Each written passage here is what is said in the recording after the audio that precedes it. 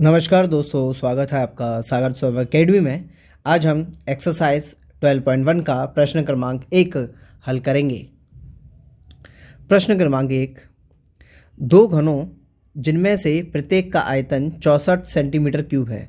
तो उसने हमको घन दे रखे हैं जिसमें प्रत्येक का आयतन 64 सेंटीमीटर क्यूब है।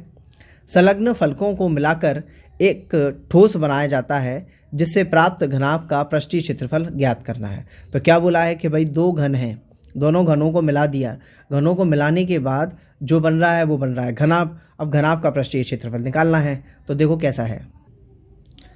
तो यहाँ पर ये घन का आयतन हमारा है वो 64 है। और चूंकि जब इसका घन का आयतन में भुजा निकालेंगे ना, तो इसकी जो भुजा आएगी तो वो भुजा आएगी 4। कितनी आएगी? 4। अब वो कुछ ऐसे आएगा कि हमारे पास अगर हम इसको पॉइंट ले लें तो यहाँ पर ये जो भुजा होती है घन के आयतन का मतलब क्या होगा कि मतलब घन की भुजा अगर है तो उसका मतलब क्या है कि ये भी 4 है, ये वाली भी 4 है और दूसरी जो आएगी वो भी 4 ही होगी। यानी कि इसकी सभी भुजाएं 4 4 4 होंगी। और जब इन्हीं दोनों घनों को जोड़ दिया जाएगा तो 4 तो ये थी और 4 ये थी। जब दोनों को जोड़ दिया तो 4 4 कितनी हो जाएगी? हमारी हो जाएगी 8। इसका मतलब ये हुआ कि ये हो जाएगी 8 जुड़कर, है ना। और लेकिन जो चौड़ाई है वो 4 की 4 रहेगी और जो ऊंचाई है वो भी 4 रहेगी,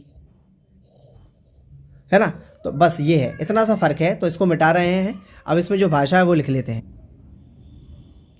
तो यहाँ पर ये हमने लिख लिया है कि दिया है हमें आयतन, जो दिया है 64, और घन का आयतन जो होता है भुजा का क्यूब होता है, ये भुजा का क्यूब।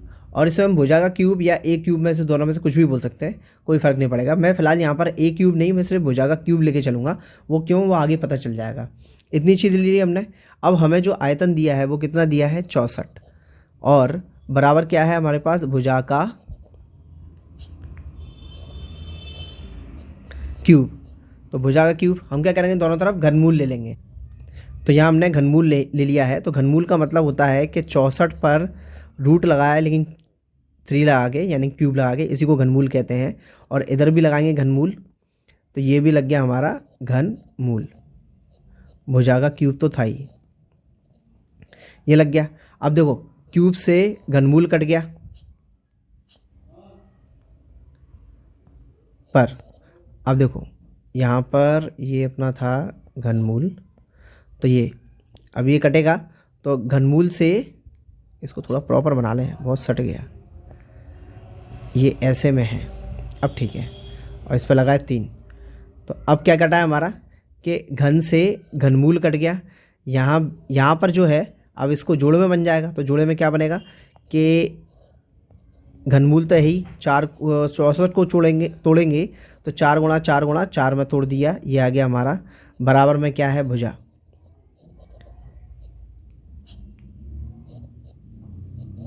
ये आ गई भुजा। तो यहाँ से देखो 3 का जोड़ा बनता है। ऊपर क्या 3 लगाए ना, इसलिए 3 का जोड़ा। ऊपर अगर 4 होता तो 4 का जोड़ा, 5 होता तो 5 का जोड़ा लगता। तो यहाँ पर 3 है तो 3 का जोड़ा लगेगा और इस जोड़े में से कोई एक निकल कर आएगा, यानी कि अकेला 4 निकल आएगा। तो भुजा जो आई है वो आई है हमारी 4। कितनी आई है? 4। तो ये भुजा आ गई हमारी 4, क्योंकि 3 का जोड़ा बना, उस जोड़े में से एक निकाल लिया हमने। यही होता है हमारा घनमूल। अब चूंकि दो घन मिलकर एक घनाभ बना रहे हैं, तो एक अगर 4 थी तो दूसरी भी 4 थी, तो 4 4 मिलकर हो गई हमारी 8। इसलिए 8 हुई थी, इसलिए मैंने पहले ही आपको बता दिया कि 4 4 आएगी। तो 4 आ गई देखो, तो ये हो गई हमारी 8। अब क्या होता है घनाभ में, हमारे पास 3 भुजा होती हैं और तीनों अलग अलग होती हैं। तो ए बराबर तो आ गया 8, बी बराबर आ गया 4 और सी बराबर भी आ गया 4। तीनों भुजाएं आ गई। अब घनाभ का सूत्र लगा लेंगे। तो यहाँ हमने घनाभ का आयतन लिख लिया है। तो यहाँ मान रख देंगे हम कि 2 तो था ही, ए कितना है हमारा? 8, बी है 4, बी है 4 फिर से, और सी है वो भी 4 है ना। इनके बीच में अगर कोई निशान नहीं होता ना इनके बीच में, तो गुणा लगाते हैं भाई, इतनी चीज़ याद रखना। तो सी कितना है? 4, फिर ए आएगा तो गुणा लगा के फिर 4। तो हमने क्या किया कि 2 तो है ही, 8 चौक 32 प्लस फिर 4 चौक 16 प्लस फिर 4 चौक 16, इतना कर लिया। यहाँ छोटी सी मिस्टेक हो गई, ये 16 नहीं बनेगा क्योंकि ए बराबर तो हमारा 8 है, तो 8 आएगा।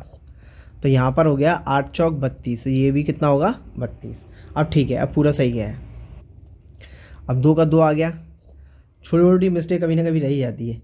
ठीक है, तो 32 और 32 हो गया 64, है ना, पूरा जोड़ लो। देखो 6 2 8, 6 और 2 8, 8 और 2 10, 10 की 0,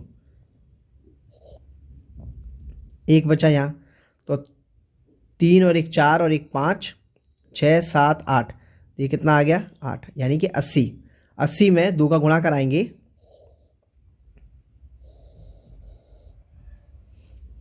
तो कितना आ जाएगा, 8 दूनी 16, यानी कि 160 सेंटीमीटर क्यूब। और यही हमारा फाइनल आंसर है। उसका आयतन नहीं, अरे यहाँ भी आयतन लिख गया यार, आयतन नहीं, ये पृष्ठीय क्षेत्रफल है ना, पृष्ठीय क्षेत्रफल निकाला है।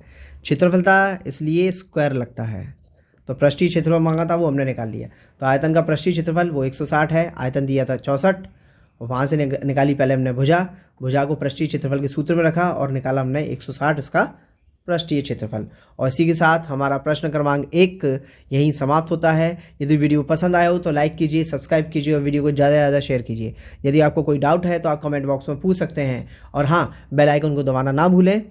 हमारे सभी वीडियोज़ का लेटेस्ट नोटिफिकेशन प्राप्त करने के लिए बेल आइकन ज़रूर दबाएँ। धन्यवाद।